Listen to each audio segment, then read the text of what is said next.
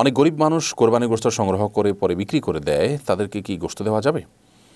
যে সমস্ত মানুষ অভাবী তারা কোরবানির গোশত সংগ্রহ করছেন, মানুষের কাছে হাত পেতে চেয়ে নিচ্ছেন, বা যেভাবে হোক তিনি গোশত পাচ্ছেন, পাওয়ার পর তিনি যদি সেটা বিক্রি করে দেন তাহলে সেটা তার জন্য জায়েজ আছে, কারণ গোশত পাওয়ার পর তিনি তার সেটার মালিক। এ বিষয়ে নবী করিম সাল্লাল্লাহু আলাইহি ওয়াসাল্লামের একটি বিশুদ্ধ এবং প্রসিদ্ধ হাদিস আছে, আমরা জানি। বারিরা রাদিয়াল্লাহু তাআলা আনহা নামে একজন মহিলা সাহাবী ছিলেন, দাসী যথাসম্ভব। তিনি যাচ্ছিলেন তার বাসার পাশ দিয়ে নবী সাল্লাল্লাহু আলাইহি ওয়াসাল্লাম যাচ্ছিলেন, বা তার আশেপাশে কোথাও তিনি এসছেন। তখন গোশতের ঘ্রাণ দেখতে পেয়ে নবী সাল্লাল্লাহু আলাইহি ওয়াসাল্লাম জিজ্ঞাসা করলেন, কী রান্না হচ্ছে? বললেন যে গোশত। তখন নবী সাল্লাল্লাহু আলাইহি ওয়াসাল্লাম তাকে রসিকতা করে বললেন যে আমাকে খাওয়াও। তখন তিনি বললেন, ইয়া রাসূলুল্লাহ, এটা তো সাদাকার গোশত, আর সাদাকার গোশত তো কুরাইশ বংশের লোকদের জন্য খাওয়া হারাম, আপনি তো নবী হিসেবে আপনি খেতে পারবেন না। তখন তিনি বলেছেন, লাকে সাদাকাতুন ওয়া লানা হাদিয়াতুন, এটা তোমার জন্য সাদাকা হতে পারে, কিন্তু তুমি যখন আমাকে দিবে সেটা আর সাদাকা থাকবে না, সেটা যাকাত ফিতরা থাকবে না, বরং সেটা অর্থাৎ মানতের গোশত বা এই জাতীয় সাদাকার গোশত থাকবে না, এবং সেটা হাদিয়া হিসাবে হবে। তুমি পেয়েছো সাদাকা হিসাবে, আমাকে যখন দিবে সেটা হাদিয়া হিসাবে হবে। অতএব গরিব মানুষ পেয়েছেন, পাওয়ার পর তিনি মালিক হয়ে গেছেন, এরপর তিনি এটা বিক্রি করলেও সে অধিকার তার আছে। তবে যারা দান করবেন তারা এরকম গরিব যারা অল্প দামে বিক্রি করে দিবে, সেগুলো হোটেলাররা কিনে তারা লাভবান হবে, গরিব দিন শেষে ক্ষতিগ্রস্ত হবে। এরকম গরিবদের চাইতে যে সমস্ত গরিবরা মানুষের কাছে হাত পাতে না এবং বিক্রিও করবে না, তাদের ঘরে ঘরে খবর নিয়ে যারা কোরবানি দেননি তাদের ঘরে ঘরে গোশত পৌঁছে দিতে পারলে সেটা অবশ্যই দানকারীর জন্য সর্বোত্তম কাজ হবে। অনেক দেশের ওয়াশরুমে পানির ব্যবস্থা থাকে না, শুধু টিস্যু ব্যবহার করতে হয়। প্রশ্ন হলো, পায়খানার পর শুধু টিস্যু ব্যবহার করলে সে অবস্থায় নামাজ হবে কিনা? যে সমস্ত দেশে এরকম আছে, পৃথিবীর অনেক দেশেই আছে যে টয়লেটে পানির ব্যবস্থা থাকে না, সেখানে টিস্যু ব্যবহার করলে টিস্যু দিয়ে যদি আপনি নাপাকটা দূর করে দিতে পারেন, পরিচ্ছন্ন করে ফেলতে পারেন, আপনার অজু গোসল হয়ে যাবে, সালাত হয়ে যাবে, কোনো অসুবিধা নেই। তবে যদি আপনি এরপরে পানি ব্যবহার করতে পারেন কোনোভাবে, সেটা অবশ্যই উত্তম হবে, কারণ বিশেষ করে টয়লেটের পর আপনার টিস্যু ইত্যাদি ব্যবহার করার পর পানি ব্যবহার করা, সেটাই হলো সুন্নাহ। কিন্তু যদি পানি ব্যবহার না করে আপনি টিস্যু দিয়ে পরিষ্কার করে ফেলতে পারেন, আপনার পবিত্রতা অর্জনটা হয়ে যাবে, বিশেষ করে পানি নাই যেখানে। অনেক সময় মুখের ভেতর কেটে রক্তপাত হয়, রক্ত খাওয়া তো হারাম। মুখের ক্ষতের রক্ত যদি কেউ ইচ্ছা বা অনিচ্ছায় খেয়ে ফেলে, সেক্ষেত্রে বিধান কী হবে? অনিচ্ছা হলে তো কোনো অসুবিধা নেই, ইচ্ছাকৃত তো খাওয়া যাবে না, ইচ্ছাকৃত গুনাহ হবে খেলে। যদি বারবার ফেলাটা কষ্ট হয়, থুতুর সাথে সামান্য চলে যায়, ইনশাআল্লাহ তার কারণ গুনাহ হবে না, যেহেতু এটা আপনার ইচ্ছাকৃত আপনি জেনে শুনে পান করছেন, ব্যাপারটা তা নয়। অর্থাৎ জেনে শুনে ইচ্ছাকৃত স্বেচ্ছায় আপনি খুশি হয়ে যে পান করছেন, ব্যাপারটা সেরকম না, বরং একটা নিরুপায় হয়ে হয়তো ভিতরে গেছে, ইনশাআল্লাহ গুনাহ হবে না। কোরবানির সময় এক শ্রেণীর মানুষ পশুপ্রেমী হয়ে ওঠে, তারা বলে ইসলামিক কোরবানির বিধান নাকি অমানবিক। আসলেই কি কোরবানি অমানবিক? ইসলামে পশু জবাইয়ের নীতিমালা কি? কোরবানির জাগতিক উপকারিতা সম্পর্কে জানতে চাই। দেখুন, এ বিষয়ে আমরা প্রতি বছরই কথা বলতে হয়, কারণ ইসলামকে যারা অপছন্দ করে, মুসলমানদের প্রতি যারা বিদ্বেষ লালন করে, এরকম কিছু মানুষ আমাদের সমাজে ভালো সাজবার জন্য তারা নানা মুখরোচক কথা বলে থাকে, তার মধ্যে থেকে এটি একটি। তবে এটি যে হাস্যকর সেটি বোঝবার জন্য আসলে পণ্ডিত হওয়ার প্রয়োজন নেই, কারণ এই লোকগুলো কিন্তু বিভিন্ন সময় বার্গার, বিভিন্ন সময় চিকেন ফ্রাই, বিভিন্ন রকম নাগেটস এবং নানা পদের আপনার গোশতের তৈরি খাবার, বাহারি খাবার কিন্তু তারা খেয়ে থাকেন। সেগুলোর জন্য পশু জবাই করতে হয়, পশুর গোশত দিয়ে সেগুলো তৈরি করতে হয়। তারপরও তারা মুসলমানদের কোরবানিকে অমানবিক বলছেন। তাহলে তাদের সেই গোশতভক্ষণটাকে তারা কীভাবে দেখছেন? হয়তো একসময় এই গোশতভক্ষণটাও আপনার আজকাল শুরু হয়ে গেছে, অনেকটা প্রসেসিং মিট ইত্যাদি চালু হয়ে যাবে, তখন সেটাকে অমানবিক বলবে। আসলে ইসলামের চাইতে মানবিক আর পৃথিবীর কোনো জীবন ব্যবস্থার হওয়ার কোনো সুযোগ নেই।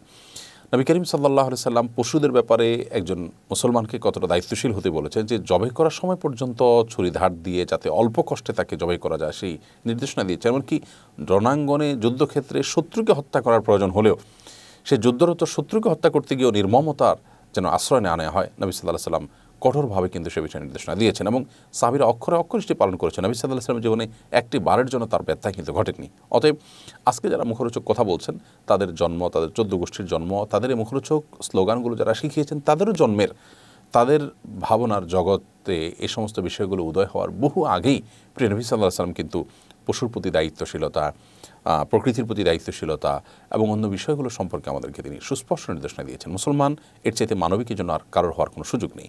তারা মানবিক সাজতে পারেন, কিন্তু প্রকৃত অর্থে মানবিক নয়। এই মানুষগুলোই কিন্তু পৃথিবীর বহু বর্বর আচরণ, মুসলমানদের প্রতি যে জুলুম অবিচার চলছে ফিলিস্তিনে, কাশ্মীরে, বিভিন্ন জায়গায়, সে সমস্ত বিষয়গুলো সম্পর্কে দেখবেন যে তাদের তেমন কোনো ভূমিকা নেই বললে চলে, অর্থাৎ নীরব দর্শকের ভূমিকা তারা সেখানে পালন করছেন। তো এই জন্য আল্লাহ রাব্বুল আলামিন আমাদেরকে তৌফিক দান করুন এদের সমস্ত প্রতারণা এবং তাদের সমস্ত ভণ্ডামি সম্পর্কে আমরা যেন সচেতন হই, সজাগ হই। কোরবানির জাগতিক উপকারিতা আপনি জানতে চেয়েছেন। কোরবানির জাগতিক উপকারিতার একটি হলো যে এর মাধ্যমে পুষ্টির যোগান হয়। দেশের প্রত্যন্ত অঞ্চলে অনেক গরিব মানুষ আছেন যারা কোরবানির মৌসুমে একটু আমিষের দেখা পান বা ভালো করে খেতে পারেন। এছাড়া আমিষ বছর জুড়ে তারা খাবার সুযোগ পান না।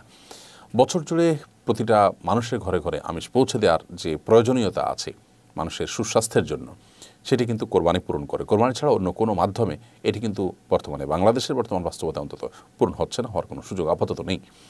আরেকটা বিষয় হলো এর মাধ্যমে আর্থ সামাজিক উন্নয়ন হয়ে থাকে। বিশেষ করে আপনার আমাদের যারা খামারি থাকেন, পশুপালন করে থাকেন, তাদের কিন্তু অনেকেরই রোজগার এটার উপর নির্ভর করে।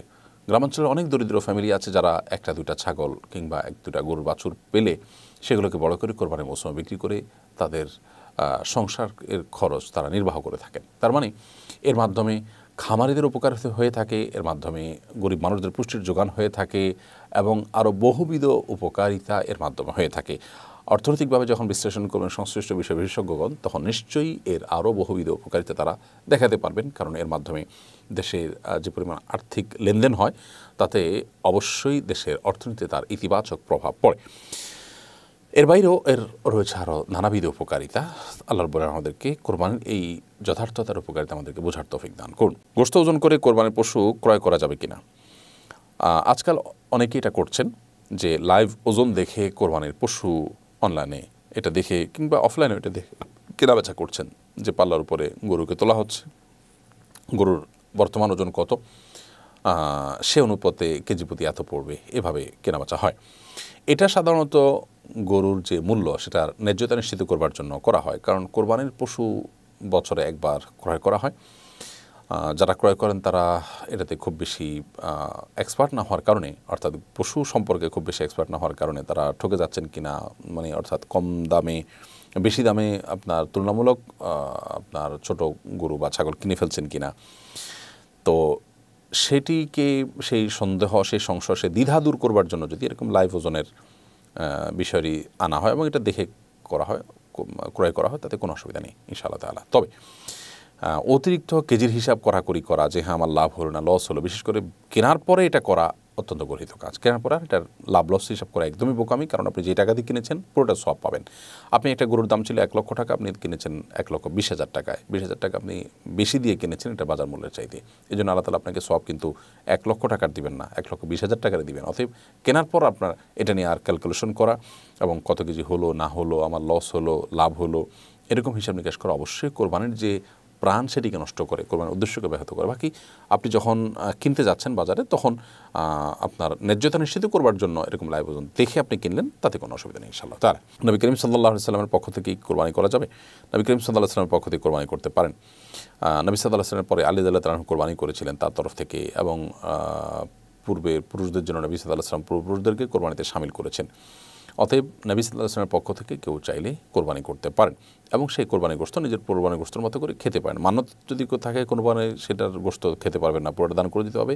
এছাড়া আপনি নিজের পক্ষ থেকে এবং অন্য কারো থেকে কোরবানি করলে সেটার গোশত আপনি নিজের গোশতের মতোই খেতে পারবেন, দান করবেন এবং গরিব দুঃখীকে দিবেন, আত্মীয়স্বজনকে দিবেন, বিভিন্নভাবে করতে পারেন, নিজে খেতে পারবেন, সোজা কথা। তো নবী সাল্লাল্লাহু আলাইহি ওয়াসাল্লামের পক্ষ থেকে কোরবানি করা যেতে পারে, যদিও কোনো ওলামা ইকরামের ক্ষেত্রে ভিন্ন মত পোষণ করে বলেন যে মৃত মানুষদের তরফ থেকে কোরবানিটা জীবিত ব্যক্তিদের সাথে রেখে করবেন। বিশেষ করে সৌদি আরবের ওলামা ইকরাম এই মতটি বলেন। বাট সাহাবীদের কথা যেমন বললাম, তাদের থেকে আপনার মৃত মানুষ থেকে কোরবানি করার প্রচলন বিভিন্ন হাদিস দ্বারা প্রমাণিত।